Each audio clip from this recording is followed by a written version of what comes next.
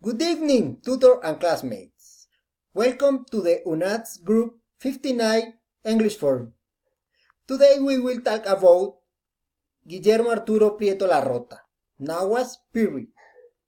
He is from Tunja in Boyacá, Colombia. He is born on May 3, 1917.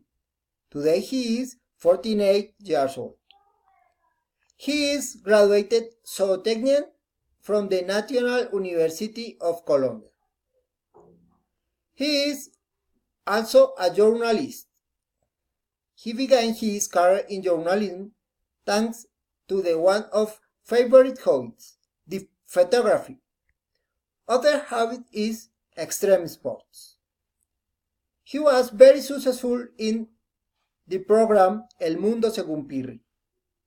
He became well known for the report he made about the murder Luis Alfredo Garavito, and for his many peculiar political opinions.